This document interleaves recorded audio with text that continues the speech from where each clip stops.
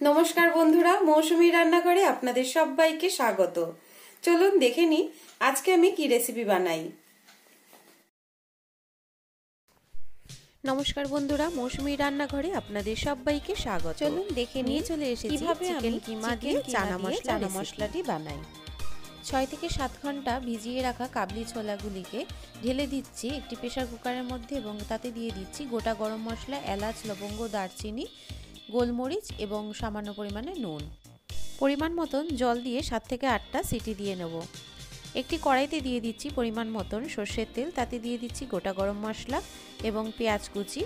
এখন এই পেঁয়াজগুলিকে খুব ভালোভাবে লাল করে ভেজে নেব। এই সময় গ্যাসের ফ্লেমটি কিন্তু মিডিয়াম হিটে থাকবে।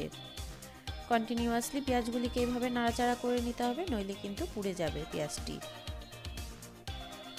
এবার এর মধ্যে একটি ছোট্ট টমেটো কুচি করে কেটে নিয়ে দিয়ে দিচ্ছি পেঁয়াজের মধ্যে, দিয়ে আবার খুব ভালোভাবে নাড়াচাড়া করে নেব। এবার এর মধ্যে আমি মশলা অ্যাড করছি। দিয়ে দিচ্ছি এতে পরিমাণ মতন হলুদ গুঁড়ো, লবণ, লঙ্কার গুঁড়ো, জিরে গুঁড়ো, ধনে গুঁড়ো, দিয়ে দিচ্ছি গুঁড়ো গরম মশলা।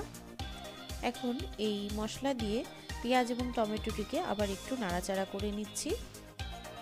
দেখুন বন্ধুরা, কালারটি এখনই কত সুন্দর লাগছে।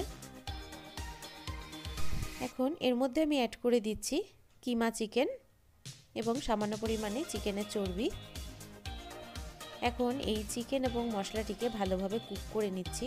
অবশ্যই গ্যাসের ফ্লেমটি কিন্তু লোতে থাকবে, যেহেতু চর্বি তাই কিন্তু চর্বিটি গলে গেছে এবং তেল ছেড়ে দিয়েছে। এবার আমি এর মধ্যে দিয়ে দিচ্ছি আদা বাটা এবং রসুন বাটা।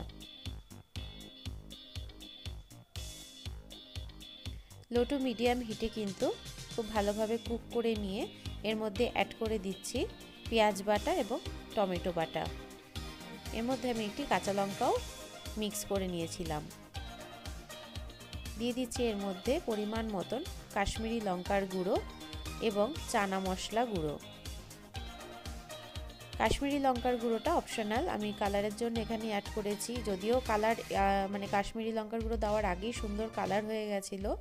এখন এর মধ্যে আমি দিয়ে দিচ্ছি পরিমাণ মতন চিনি। একটু কুক করে নিয়ে সেদ্ধ করে নেওয়া চানাটিকে আমি এর মধ্যে অ্যাড করে দিচ্ছি। 7 থেকে 8টা হুইসেলের পরেই কিন্তু আমি চানাটিকে নামিয়ে রেখেছিলাম।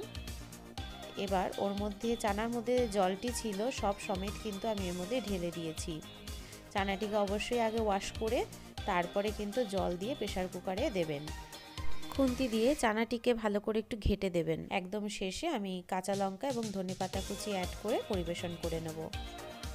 মৌসুমী রান্নাঘরকে সবাই একটু সাপোর্ট করবেন। সবাই খুব ভালো থাকবেন, সুস্থ থাকবেন। ধন্যবাদ।